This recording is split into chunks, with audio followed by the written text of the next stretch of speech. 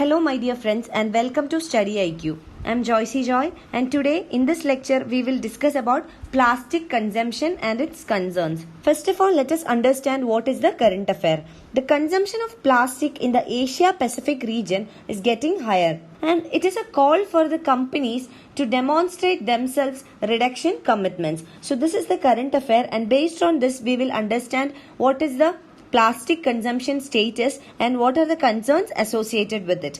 Now let us first understand what is the background. Coming to the plastic consumption in Asia, Asia consumes around 50% of the global plastic packaging and this is estimated to be 4 times by 2050. And among this plastic consumption or plastic packaging use, a major proportion is used by the food industry, beverages and the healthcare. It accounts for around 75% of the plastic packaging use. One major factor contributing to increasing plastic consumption is the new consumption patterns. For example, increasing significance of e-commerce, online food delivery. All this have added to the demand for packaging that is based on plastic. And therefore the region, that is Asia region, contributes 82% of plastic waste which is dumped into the oceans, causing marine pollution. And along with this is the low recycling rates. In the Asia region, except Japan and Taiwan, there is low recycling rates among all other countries. Japan has a recycling rate of 83% which is highly exceptional. Taiwan has 35% of recycling rates. Except these countries, all other countries have a very low percentage of recycling. Now let us understand what are the concerns associated with the use of plastic or plastic consumption. Plastic represents 37% of packing in Asia and it is worth around $150 billion. And this is due to the obvious benefits of usage of plastic like the durability of the plastic, safety, hygiene, lightweight, etc. So there are many benefits that are associated with the use of plastics. But the major concern here is the single use or short term use of the plastic. Plastic is highly non-biodegradable. That means it takes around 500 years to biodegrade. So this is non-biodegradable and the single-use plastics or short-term use plastics or use and throw plastics are causing environmental destruction. And if we take into account the statistics from early 1950s, more than 8.3 billion tons of plastic has been produced globally.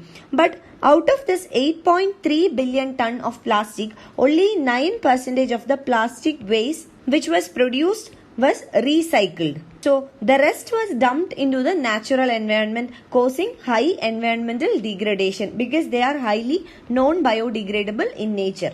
And another major cause of concern is the plastic waste which is being dumped into the ocean. So this is also causing an environmental concern. And the major rivers in Asia carry more than 90% of the plastic waste in the ocean. And this plastic pollution in the oceans or the marine pollution has an impact not only on the environment but also on the economy. According to the estimates of APEC, that is Asia Pacific Economic Cooperation, it estimates that the cost due to plastic pollution, so it has impacts or externalities on tourism, fishing, shipping industries, etc. And this has caused an economic loss of around 1.3 billion in the region alone. So there is a huge economic impact or economic cost associated with the plastic pollution. This is because a majority of the plastic waste in Asia is mismanaged. That means it is being dumped.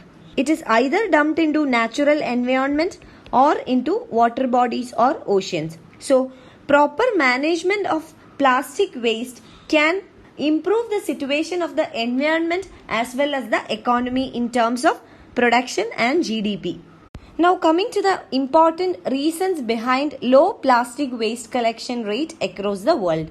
The first reason is the low economic value that is associated with the plastic. 80% of the plastic waste has low residual value. For example, the plastic bags. They have low economic value or low residual value. On the other hand, aluminium cans, they have higher collection cost and they are more attractive economically.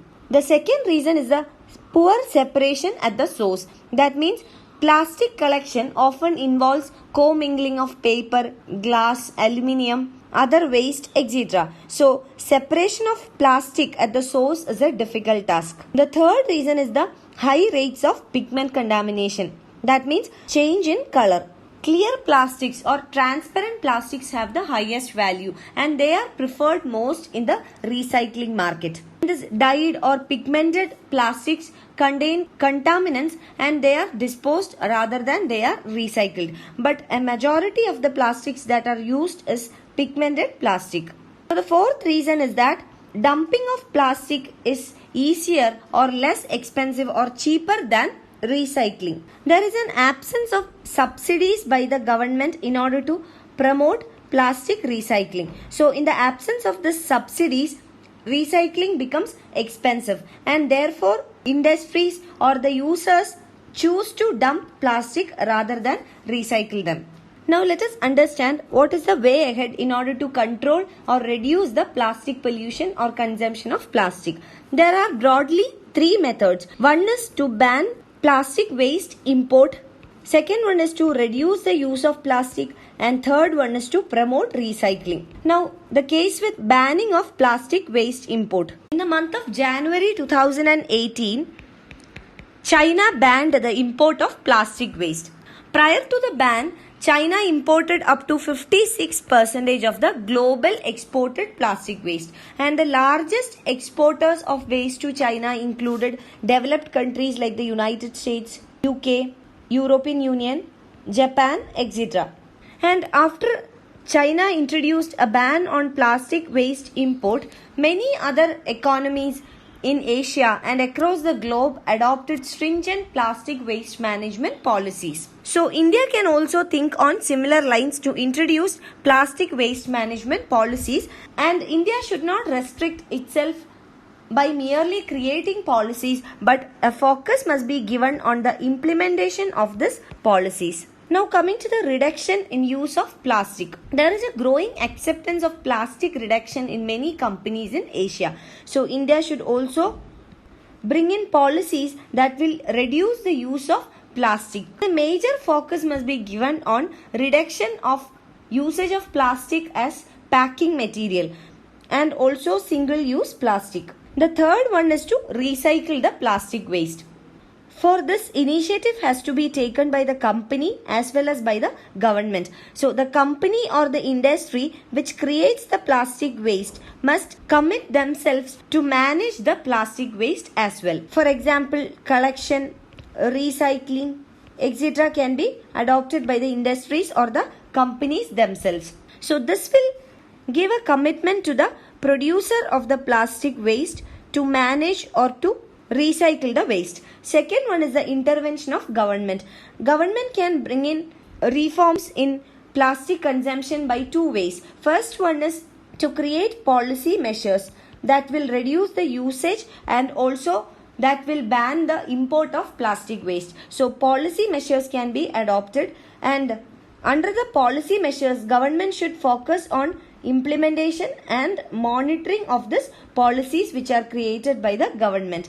And second intervention can be in the form of providing subsidies to the users. So users must be subsidized in order to consider recycling of this plastic waste rather than dumping, causing environmental degradation and also other impacts like economic impacts or lowering productivity, health impacts, etc. So along with a producer's intervention and initiative, there must be a government's intervention as well. This can improve the situation of plastic consumption in the country. You can find the PDF of this lecture on my Facebook page, and for any queries regarding your UPSC preparations, you can get in touch with me on my Facebook page or you can email me at joycey.studyiq@gmail.com. Thank you.